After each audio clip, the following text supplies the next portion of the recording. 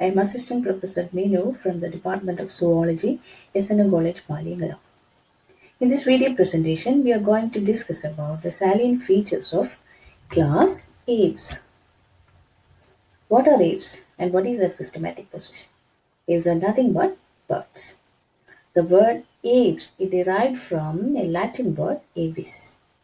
They belong to the division Gnathostomata of subphylum Vertebrata and is a member of superclass Tetrapoda. You know that the study of bird is known as ornithology. Have you heard about Dr. Salim Ali? Yes, he is known as Birdman of India. A systematic survey of birds across India was done by Dr. Salim Ali.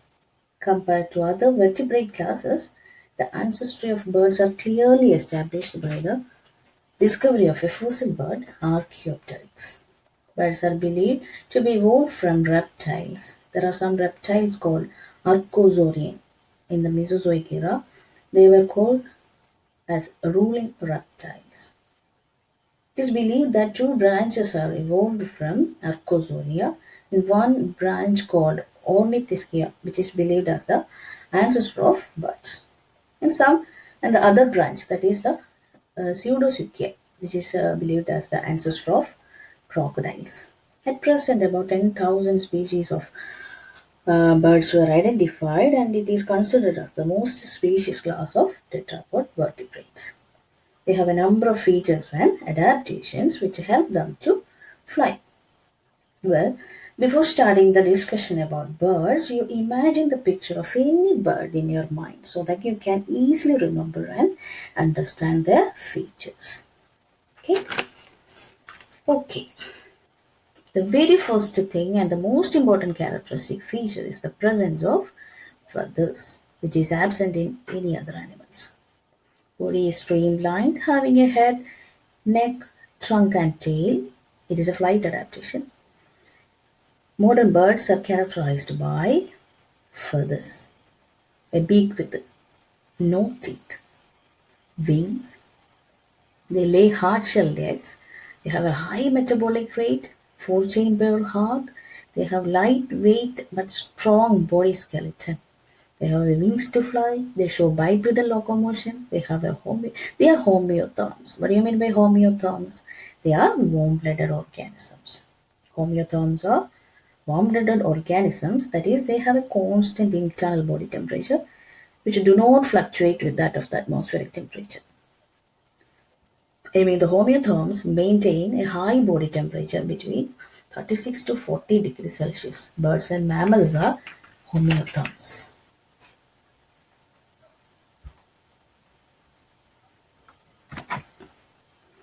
Their jaws are modified into toothless beak. Teeth is not present in their mouth, and their jaws are modified into beaks. So they swallow unmasticated food. Beaks of birds are covered with a keratinous layer called rhamphotheca. This layer arises from the malpighian layer of the epidermis below the mandibles.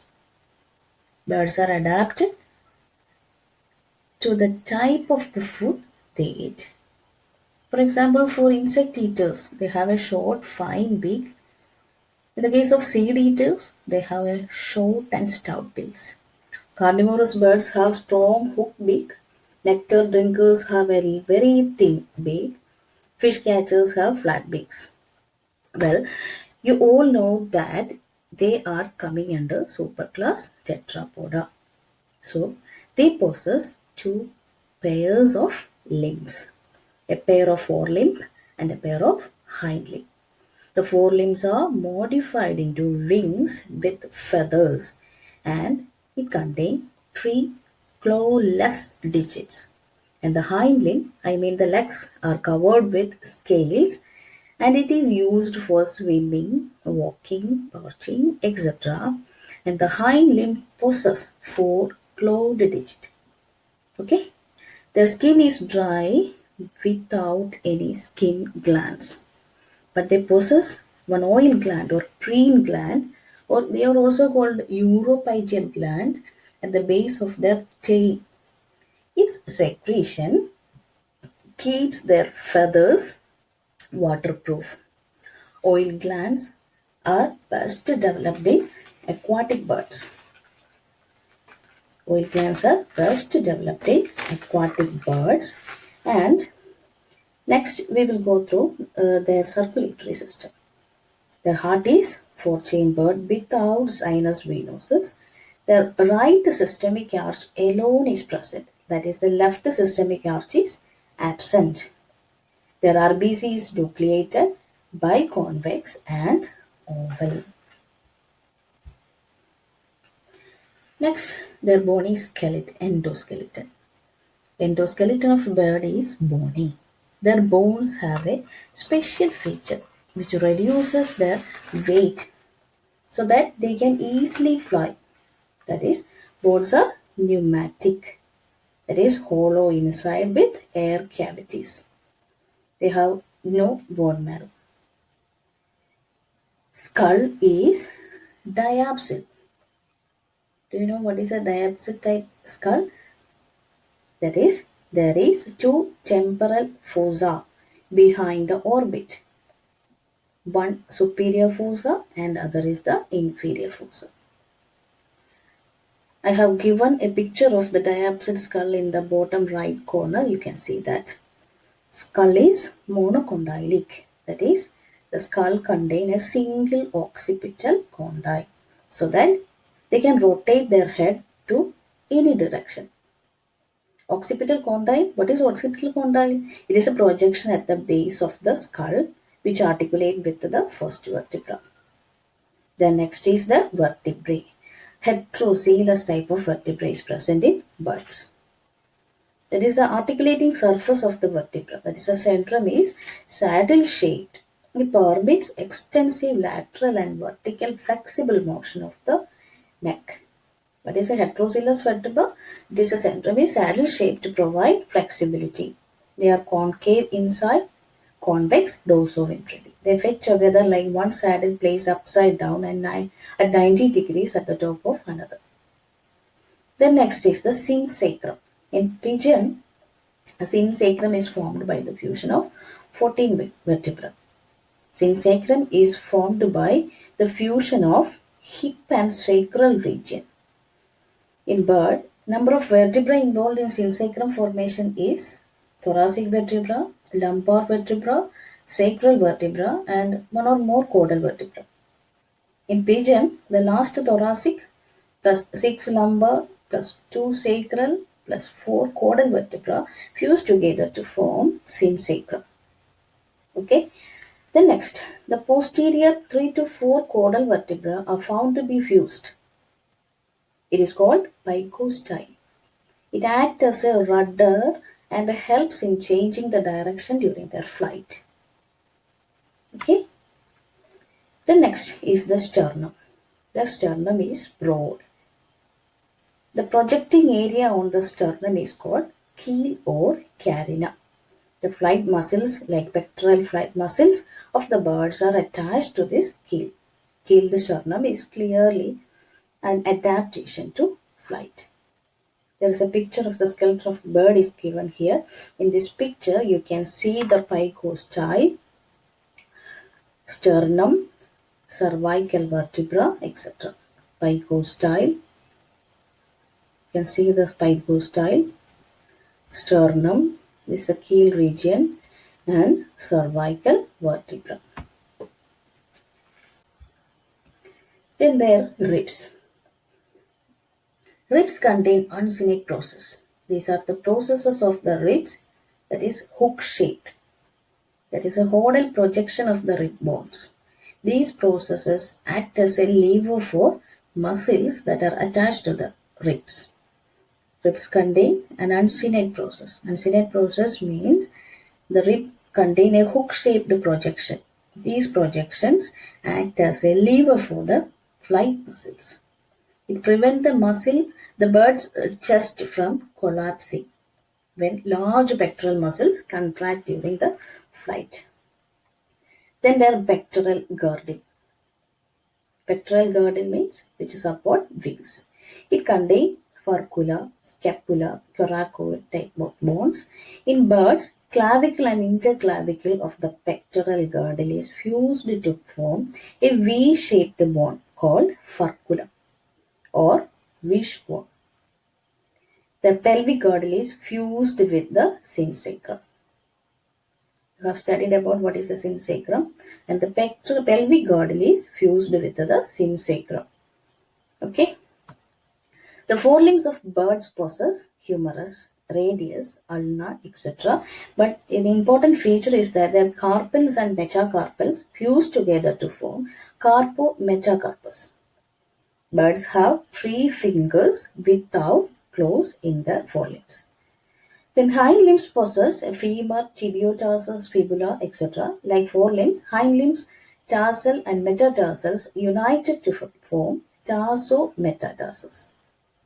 Most birds have 4 fingers on their foot with claws. Clawed fingers are present.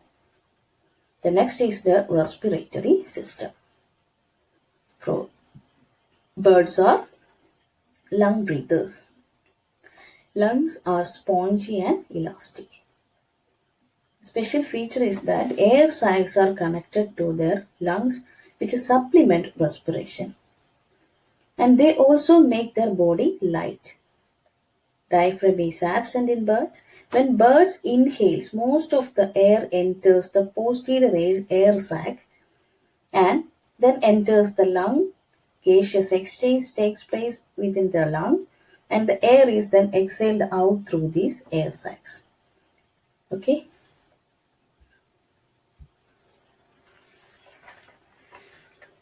Then their voice. Voice is produced through a special organ called syrinx.